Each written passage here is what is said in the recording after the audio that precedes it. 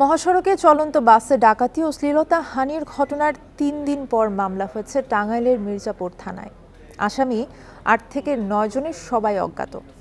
তাদের মধ্যে নেই বাসের চালক, চালকের সহকারী এবং সুপারভাইজারের নাম। অভিযোগ না নেয়ায় প্রত্যাহার করা হয়েছে নাটোরের বড়াইগ্রাম থানার ওসিকে। ঢাকার গাবতলী থেকে ৩৫ যাত্রী নিয়ে সোমবার রাতে আমরি ট্রাভেলসের বাসটি যাচ্ছিল রাজশাহী। পথে সাভারের হেমায়তপুর থেকে ১২ জন ও কালিয়াকোট থেকে উঠেন আরও ৩ যাত্রী।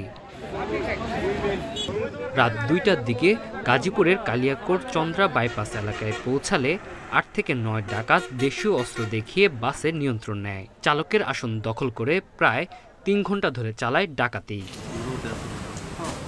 পরে ভোর ৪টার দিকে ডাকাতরা গাজীপুরের কালিয়াকোটের নন্দন পার্ক এলাকায় নেমে পড়ে। অভিযোগ আসে ২ নারী যাত্রীর শ্লীলতাহানির। শুক্রবার ডাকাতি ও শ্লীলতাহানির ঘটনা উল্লেখ করে মামলা করেন বাসের যাত্রী ওমর আলী। মহিলাদের কাছে কানের বালা টালা সেই বিভিন্ন টাকা পয়সা নিয়ে নিচ্ছে।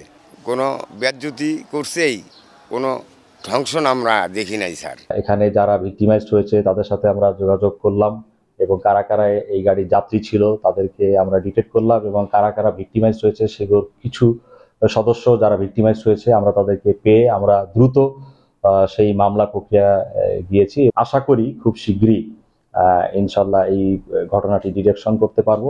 এর আগে মঙ্গলবার যাত্রীদের অভিযোগের ভিত্তিতে আমরি ট্রাভেলস বাসটির সুপারভাইজার, চালক ও চালকের সহকারীকে আটক করে নাটোর পুলিশ।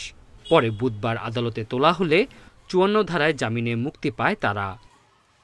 এদিকে চলন্ত বাসে ডাকাতি ও শ্লীলতাহানির অভিযোগ না নেয়ায় প্রত্যাহার করা হয়েছে নাটোরের বড়াইগ্রাম থানার ওসি সিরাজুল ইসলামকে।